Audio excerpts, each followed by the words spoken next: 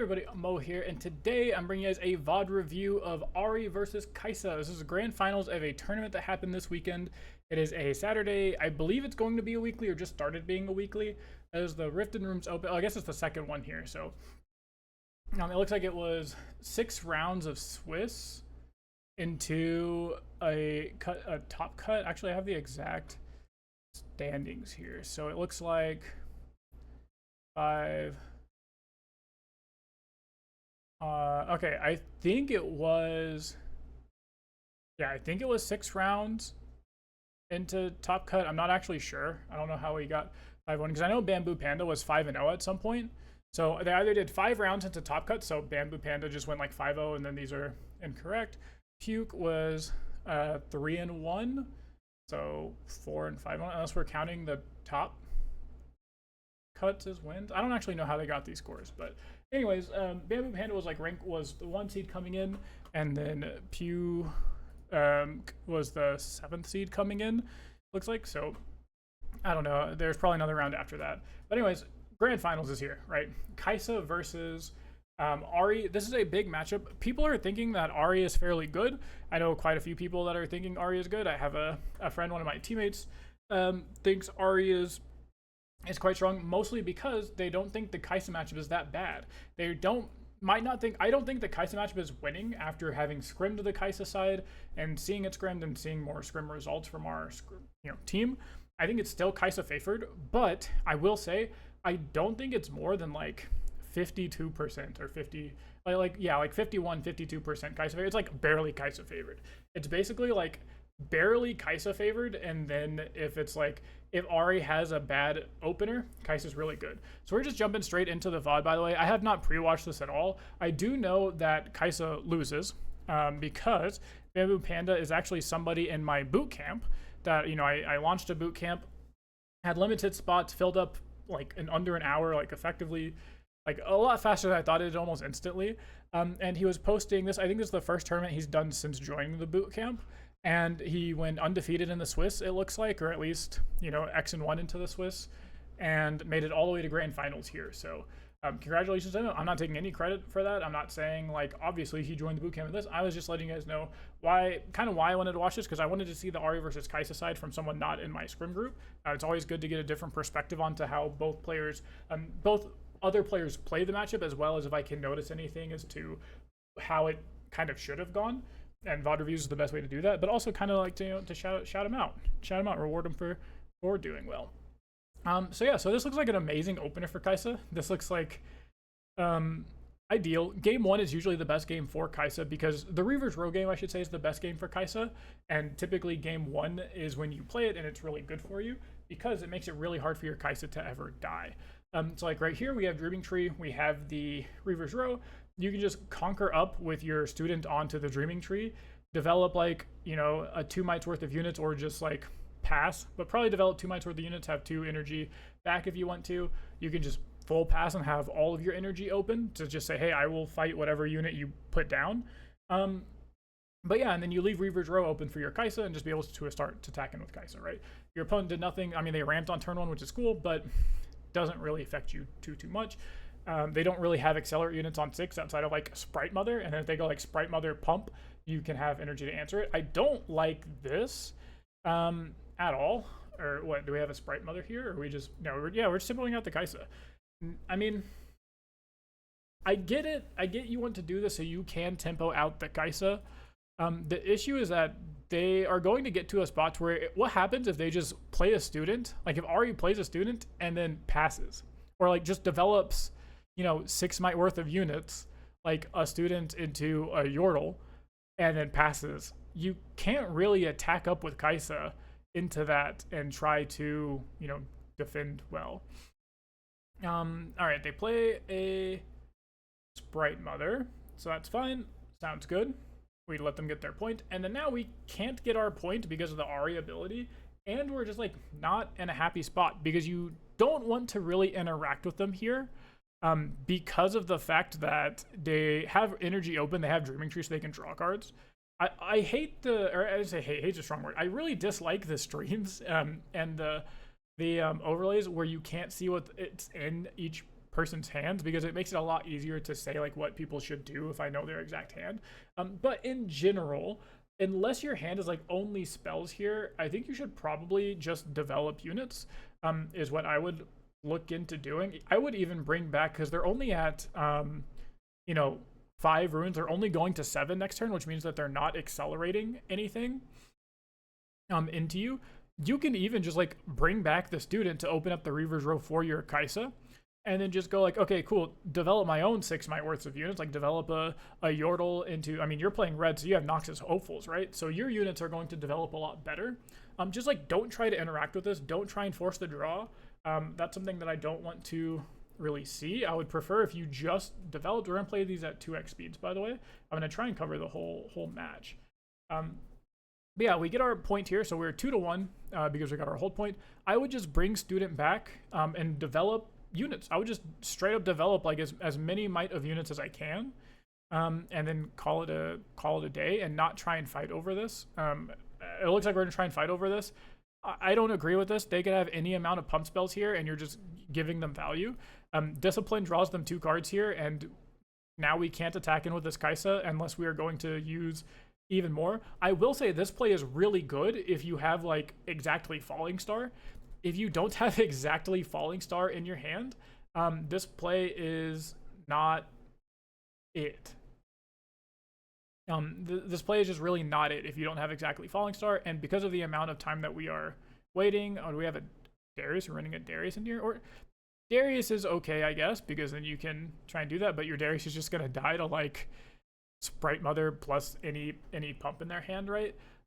So yeah, I would have just like, yeah, even this is not worth it. You traded 2 spells for a token, and your opponent got to draw 2 cards on that, right?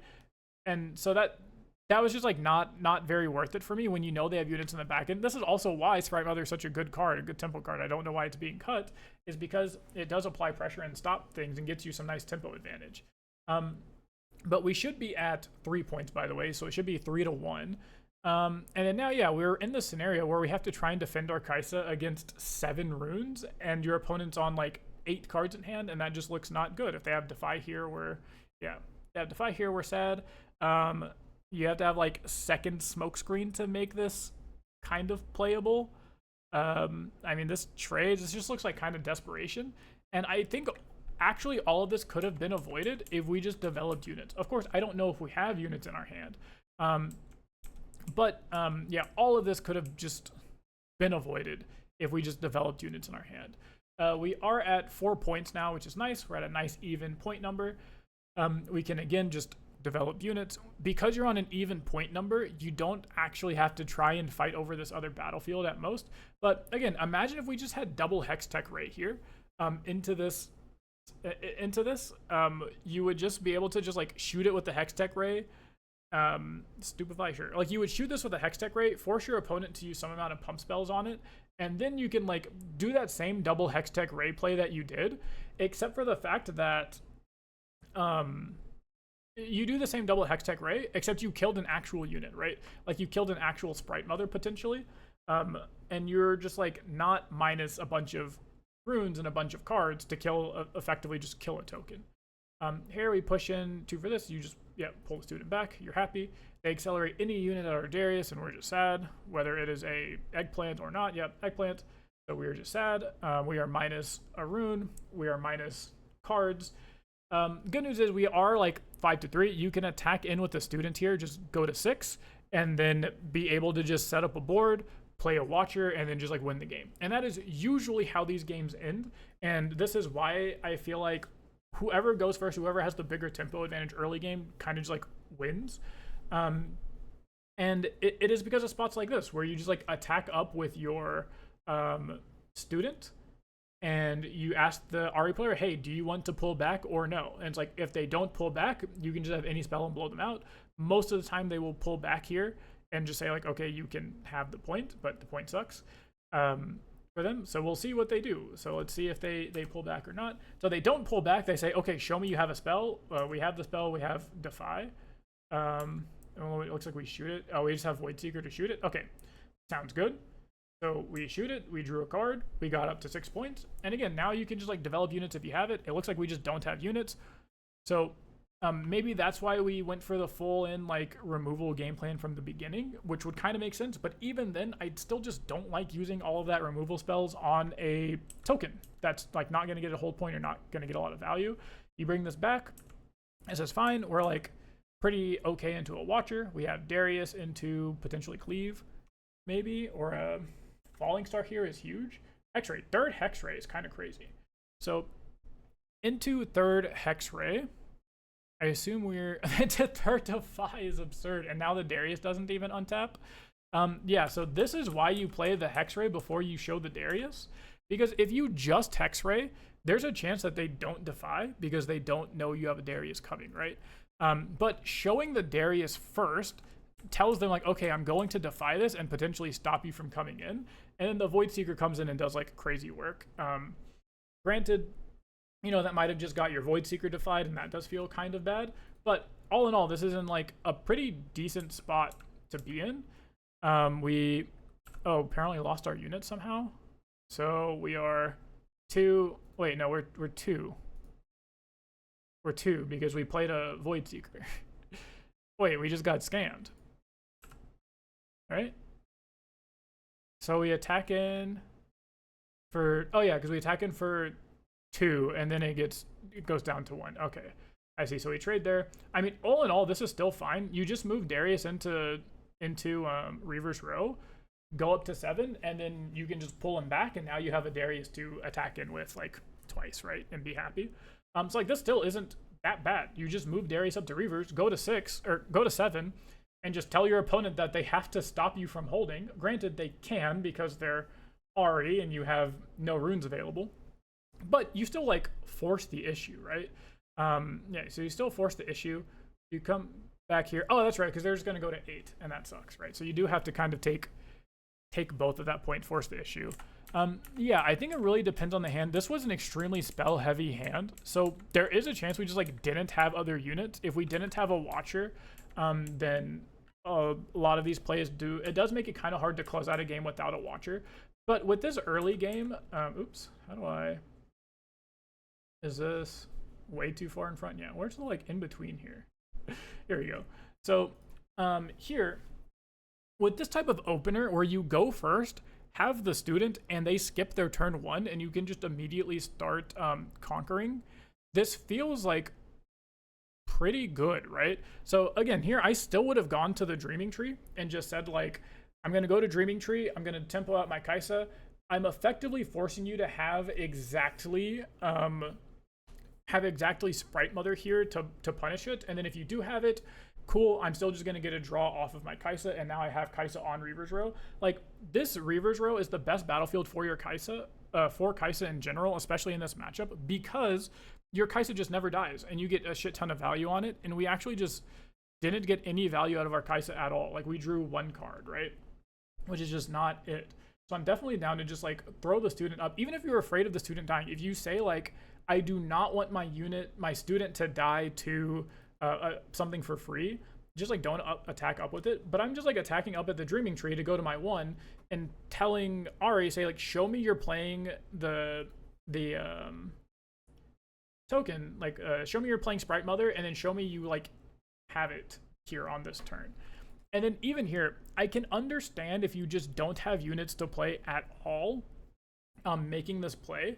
But we have at least a Darius in our hand that we know of because we have 2 at some point.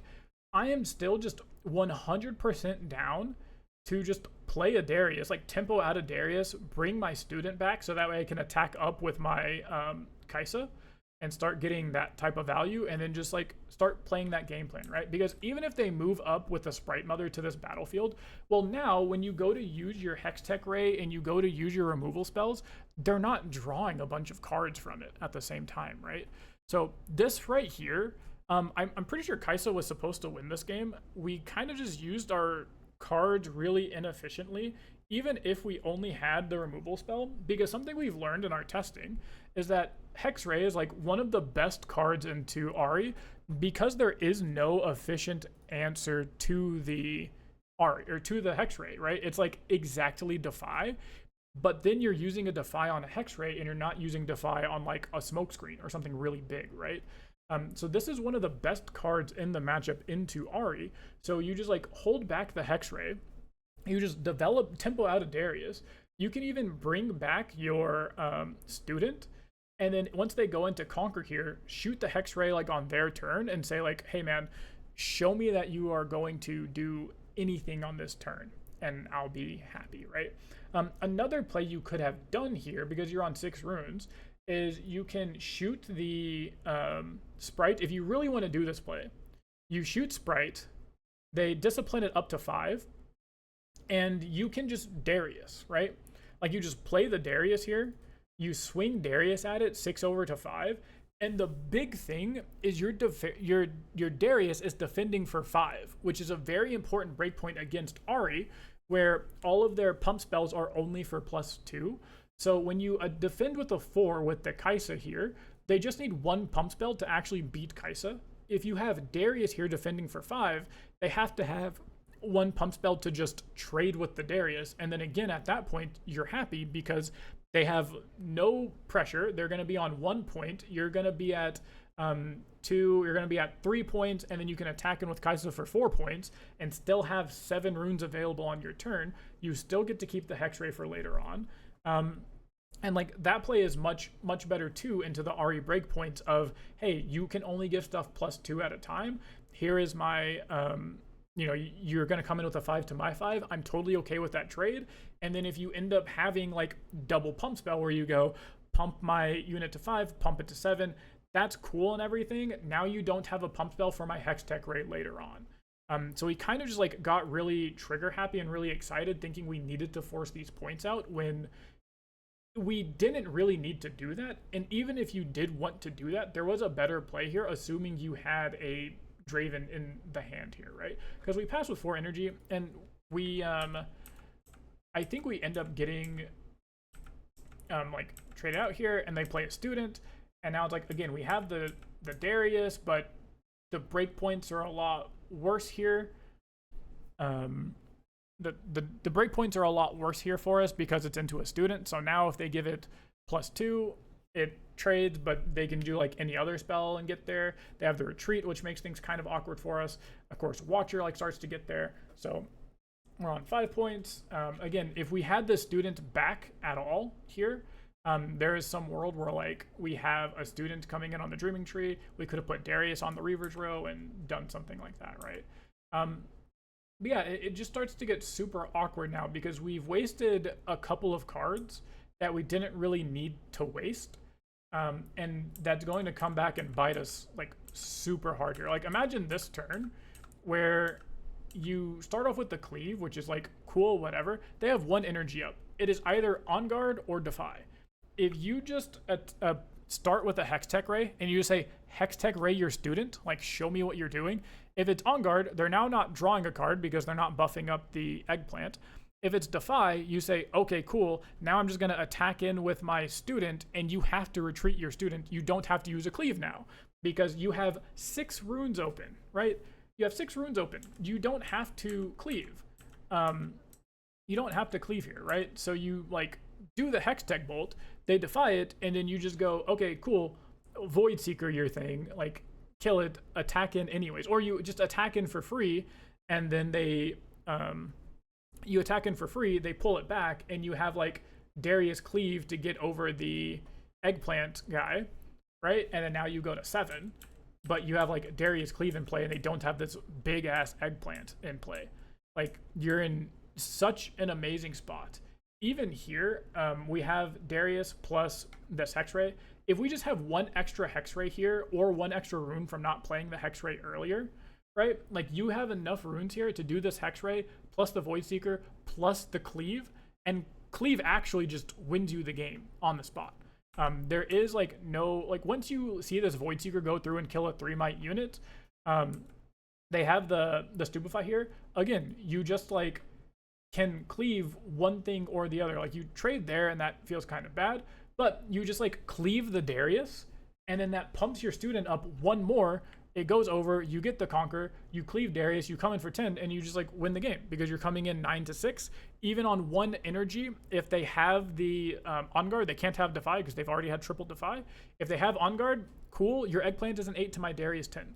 So we just like actually win the game if we are just not wasting double Hexray on this token at the very, very beginning, right? And it comes back to really bite you because this was a one game, essentially. Again, there's like other little micro things as to what battlefield to go to, but all in all, even if you just look at the holistic of most of the things you did was like you would do that or keep it that way, you just have the extra Hexray in your hand and you're able to get there. So now we go into game 2, we sideboard, so we have Peak versus Star-Tipped Peak, or sorry, Targon's Peak versus Star-Tipped Peak. So both players are peaking. And we'll see what we have here. So we are going first. We have no 2-drop, which sucks really hard. We can tempo out a Kaisa on turn 1, but now they're going to have Student go up to Targon's, have the energy available. They even ramped one. Like, this looks not super enjoyable. The good news is that you do just have a battlefield that's open. The bad news is they're going to go to 8 and have an acceleratable unit. The good news is that if they tap out for 8 for an acceleratable unit and you just have Smokescreen, you just like win the game because you got your conquer trigger, you got your hold trigger, and then the following turn you can just like play a guy. Tapping out here does not feel good because if they just have any accelerate unit, you just like lose a Kaisa for free, right? And it's like you just like didn't have to do that. Of course, if you have no spells, I understand, but even then, I'm still tempted to just like put a hopeful on the battlefield with Kaisa to say like, hey, I'm defending for 8.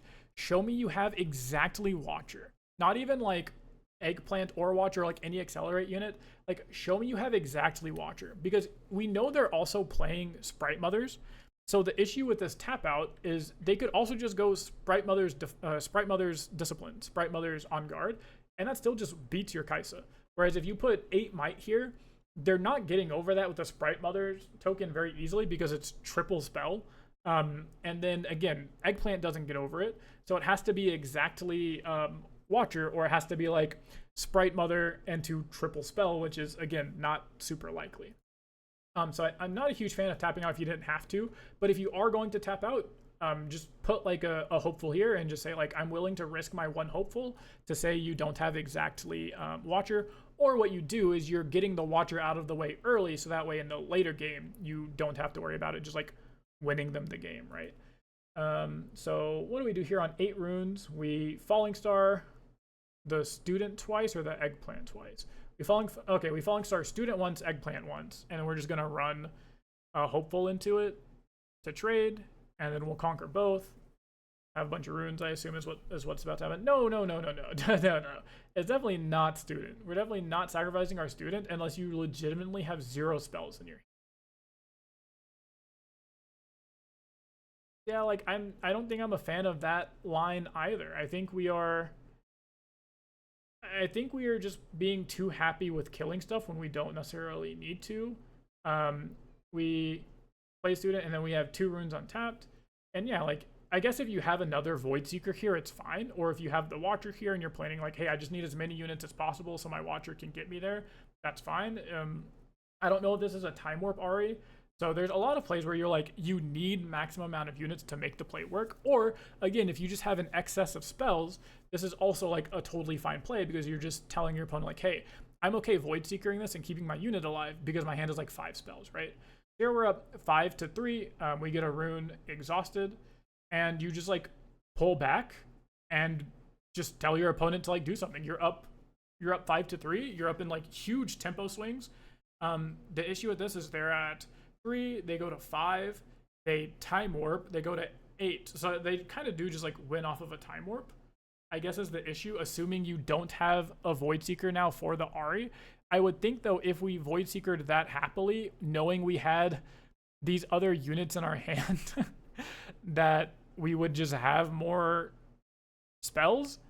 I don't think I agree with just accepting the fact that you like lose to Watcher here. I would have just like pulled back and then just like hoped to have a plan into the Ahri, right? Because what happens if we just like get Watchered and just like lose the game? Ahri goes to 6. And then, yeah, then they just have Watcher. I don't know if the Watcher was top decked or if they just have the Watcher. They're not even accelerating Watcher. They're just Watchering for value here, which is absurd. So it's 4 to 5 right now. And this hold doesn't really make a lot of sense. So we have the smoke screen. It's getting defied. Yeah, I don't know about that. Because if you wanted to commit to something like this line, you could have just, like, committed all of your units, but holding is really bad and really hard, especially into these blue decks that are playing things like the Watcher. So I definitely would have just tried to pull back everything, assuming you had answers to the Ahri conquering and made it to where they can't, you know, what is it called? They can't time warp you. All you have to do is be able to kill a 5 might Ahri because, or sorry, a 6 might Ahri, because if you can kill a 6 might Ahri, you're big chillin', right? So this is good. We have the Watcher here to go to 7. Unfortunately, it's not a Watcher to go to 8, but a Watcher to go 7 is fine. I will say there is even merit to just like not Watchering and just saying like, or sorry, not attacking both, like not going to 7. Ahri dies here. You can attack in for 3 with the Hopeful and just say, okay, I'm 3 to 1. And you're at 7, and you just tell your opponent to have, you know, some amount of tricks or some amount of accelerate units. So it's 3 to 3 right now. They're trading. Let's see if we have any other spells in Kaisa. We're not trading. Okay, so it's 5 to 3. Now we're cool. 6 to 5 looks good. And 7. And this is also why you probably should have just attacked in with both units at the same time. Like, yes, your student threatens to just like die to the Yordle, but you at least get this conquer point, or you can just like not interact with them here when your Ahri opponent has 7 cards in their hand and not care.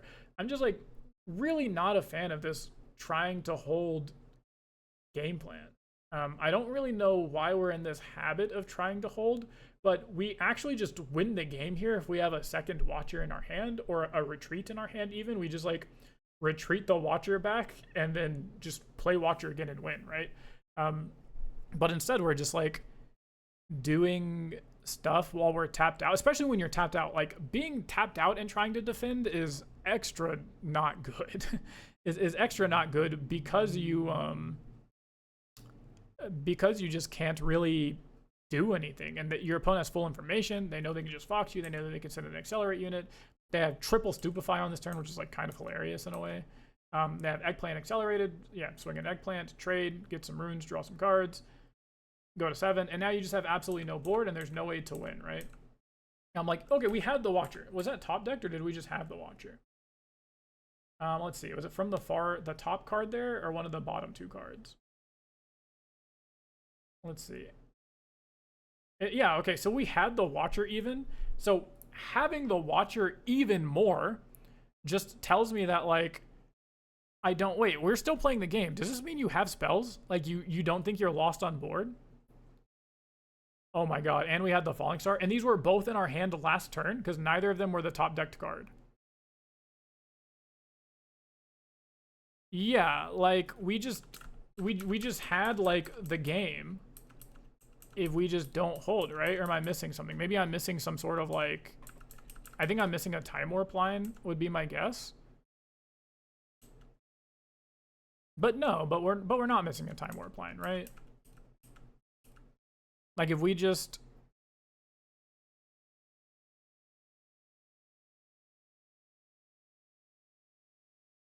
do this line, we attack in with the Ahri, we go to 6.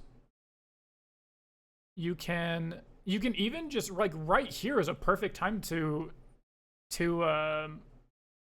what is it called?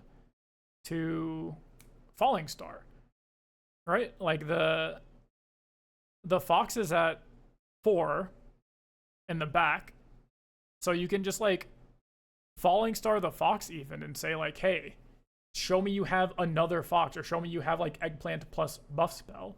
But even if you don't want to do that, you can just falling star the fox for 3, falling star the yordle for 3, and then force your opponent to show you the 2 pump spells. And then after he's showing you the 2 pump spells, you go, okay, cool, attack in anyways with the unit and attack in with the other one to try and hold, and then now show me you have like multiple units, right? Or you just like falling star the yordle for 6 and say like you're never getting over the 6 might like in a real way, and that's fine. I personally would probably just kill the watcher. There's no time warp play here. We're just 6 to 5. Watcher's at 4. I guess we're afraid of like double pump is the only thing I can think of, which, you know, they have. But yeah, we can just we don't have to hold. If we don't hold with all this stuff, we're never losing, right? I guess yeah, because they're at 5, so they're not going to 8. You just hold back both of your units. You have Watcher plus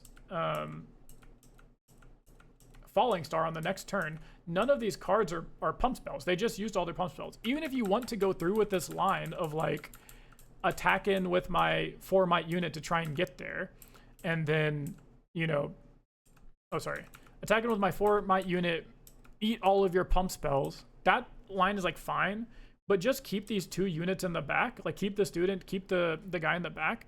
What do they do? Like what does your opponent do here? Because they have to have, yeah, they just go stupefy fox in, they kill your fox, they go to 7, and then, yeah, I guess you're just like afraid of time warp, I guess is the line. But if you're truly afraid of time warp that bad, just kill the fox in the back, and that's like perfectly fine play. You also just don't lose to time warp if you do that play either, right? Which I think is like extremely reasonable. So we do this play, we attack up. So I'm fairly certain we had a lethal line there. But the game's not over. We're at 7. They have time warp. And then do they have just another one? Do they have back-to-back time warp? Let's see it. They go up. And they had 3rd Watcher or 2nd Watcher. I think it's 2nd Watcher. Yep, and we have no way to come back from this, I assume. Yeah, the last card in the hand is Poro. So they they only had one time warp, but I'm pretty sure we had a line to beat time warp. Let me sit here and math it out and make sure we had a line to beat the time warp here, because that has to be the only thing you're thinking of when you're in this spot as far as trying to hold versus not. So even with this play where you go all in, right? You go all in and they have the other pump spell here to make you sad. One, if this is your game plan, you should just be sending in the student, because I'm actually convinced, yeah, you just send in the student and the other unit, and you like attack with both, and you tell your opponent, hey, like, I'm okay with trading my student for your Yordle, but I'm going to get mana to untap to interact with you when you go to attack me. You know you have the Falling Star in the back end, so you can just Falling Star the Watcher twice to try and kill it if you want to do that.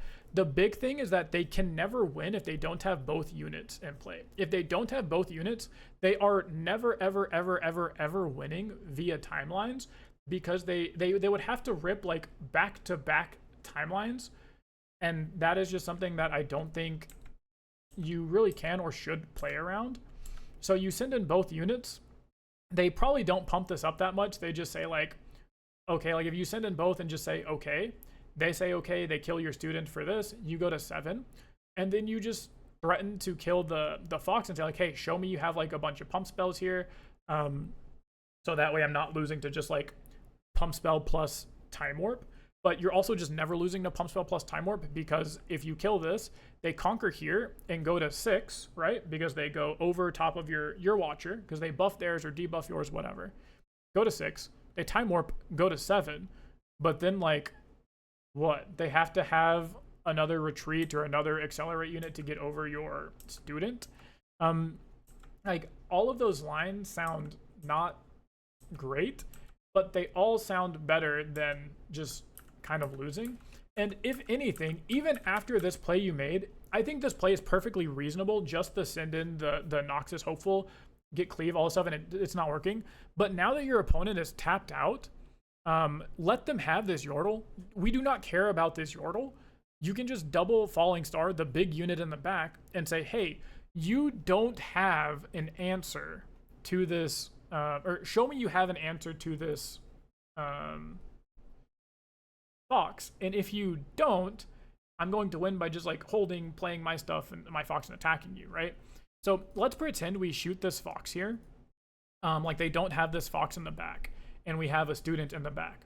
They go to 6, and then their hand is like gonna be Stupefy, Accelerated Eggplant is like probably the best thing they have. Or it's just like Eggplant with a buff. We'll see at the end if they had a buff. I wasn't really hand tracking to see what draw, what, where. Okay, they sacked an Eggplant, which draws 2 cards. So we'll say in the top like 3 cards when they show their hand, if it's not a buff. Okay, let's see where, when they show their hand, let's see what happens. Okay, so yeah, I don't think they would have drawn this Discipline if I'm not mistaken, because they're not drawing a bunch of cards quite yet. But even then, if they just go like Eggplant, buff Eggplant, attack in, that's 9 runes. They only have 3 runes left. So at the most, they're playing like a Poro, I guess is like the biggest might thing that they could have. So their battlefield is like an Eggplant plus a Poro, and then like a Yordle here, or like Eggplant and then Yordle, whatever. Either way, both sides just straight up lose to your Watcher in hand if you have a student in the back, because your Watcher comes in for also assuming, oh, I guess this last card isn't a spell. We know that. We know it's a Poro. Does he draw a card at all here? Or no, he doesn't. Okay, so if anything, we aren't like 100% winning, because our student does only come in for 1 because we don't have a spell unless we draw into a spell. But still, your Watcher can come in for make everything small. Your student comes in for 1. Basically, if they put the Poro and the Yordle on the same battlefield, so they're defending for effectively 3 into your 1, that would be like something that makes you not win. If you don't draw a spell, if you draw just any spell in your deck here will win you the game. If you draw, because you're at so many runes, right? Like so many things will win you the game from that spot. But really the biggest thing was in game 1, we should have won game 1. We kind of just like wasted some cards. And then we keep getting into this habit of just trying to hold when we don't really need to. Like this tap out here didn't feel great. So we like missed a 1-drop, which kind of sucks. You played Kaisa on turn 2, which is like fine. You tempoed out a Kaisa, right? They played this. If you're going to do this play where you just full tap out, again, I'm down to just commit a Noxus Hopeful to that battlefield with the Kaisa and tell your opponent to show you a Watcher. But it's at least showing you a Watcher, not when it's winning you the game in the late game, and it's showing you that you have to have a Watcher fairly early on into the game, right? Instead of just an Eggplant or just a what's it called? Just a Sprite Mother plus like a buff spell, right? And then even here we play, yeah, so we Falling Star 3 and 3, and then we use a spell here instead of just a unit. Yeah, we use a Void Seeker. We didn't really like need to do that. You could have just attacked in for 3 because they're tapped out. I'd conquer both, and basically the difference is like you have a student in the back, but you don't have a Hopeful in the back, and that's like the only difference. It's like, imagine having a whole ass Void Seeker in your hand of this game when you have like, presumably you know you have a Watcher in your hand, at least at this point, because you had 2 throughout the game. It's like, if you don't have this Hopeful, that's okay as long as you have a Void Seeker. I get maybe you just wanted to cash in the Void Seeker before they had Defy mana, but I think something else gets defied here, right? Like a Smokescreen gets defied or something. Yeah, we like try to defy, or we try to Smokescreen something and it gets defied. And if they just like don't have the defy because they use it on your Void Seeker, like here, if you open Void Seeker, if you open Void Seeker, they like have to defy it, and then you say, okay, cool, now I'm gonna hit you with the smokescreen stupefy, make your Ahri a 1-mite unit, and it trades with my Yordle. Sounds good to me, you know? And you're in like a much better spot there. Or even if you like have it here, it's okay because you can start getting in places, right? Or having it to pair with your what's it called? With your Fox, like towards the end game here, because you have the runes up.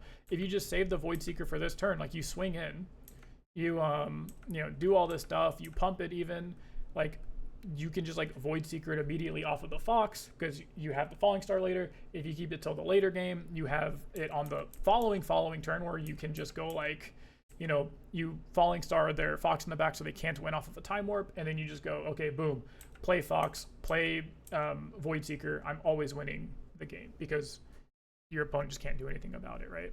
So basically the takeaways from this game are, look for, first of all, try to maximize the value you're getting from your cards. Don't just use them on anything you can. This is a very common trap that a lot of players make when they're like learning the control archetype or playing these like spell control type archetypes, is they think like, I have kill spell, therefore I have to use kill spell, or I have to kill with kill spell. That's just not really true. You don't have to kill everything on site. You for sure don't have to kill a token. Like, this interaction is exactly what Ahris are wanting when they play against Kaisa, is they want you to have to use spells on their token, and then they want it to all happen on Dreaming Tree to where they're getting extra value out of their pump spells, right? So avoid doing that by, just kind of avoid doing that by not interacting with this token. If you would have just developed a Darius here, and then, like I said, even develop Darius into any one-man spell, like into the Void here. Like, even if you wanted to do this Hex Ray because you have 3 in your hand, you have at least 2, right? You have 3 in your hand. You Hex Ray, they pump it up to 5. You say, okay, cool. You play Darius, attack with Darius. You're defending for 5. They can't do anything about that without, like, they have the pump here, right? Like, they have the Discipline. So Discipline would trade with your Darius. But it would force out at least the Stupefy. So they, you know, Disciplined, Stupefied. They still have a Defy in their hand, so imagine they go into here with like 1 more mana. So they have 4 energy for the rest of the turn. But even that, by the way, is still just a trade. Or no, this isn't a trade. This is attacking 5 into 4. So you would lose your Darius, but they're now down like the Stupefy and everything the same, except for you have a Kaisa in the back. And again, I would have pulled back the Student. So now you can just go like, okay, Kaisa up on Reavers, you get your draw trigger, and now you're just abusing the hell out of this Reavers row and the Kaisa game, and that's what you're wanting to do. That's why it's your most powerful, you know, like piece. Instead, we wasted like a bunch of stuff on a little token. We still lost our Kaisa. Like, we fought for Kaisa when our opponent had a bunch of runes open. And it just like didn't work. We felt kind of desperate. We were able to get in here. They had the recall anyways. We just end up getting beat by like accelerate units now because they're at that spot where they can play accelerate units. That is the other thing about playing Darius this earlier turn is, let me go all the way back, is on this earlier turn here, is that we know they aren't going to have a good trade into the Darius. The issue with Darius is because he's kind of glass cannony, he defends really poorly but attacks really well, is in the later games, once they get to 8 runes, or really 6 runes and untap with 8 runes, your Darius is a lot worse because they just run over Darius with literally any accelerate unit they have. Whereas here, if you attack with Darius, you just force them to have multiple spells to trade with or beat the Darius. And then now, you at least got those spells out of their hand before you start doing other stuff. We would have got up there with the Kaisa. We would have still had this like Stupefy and like Smokescreen for later on, which would make our Student attack like really well.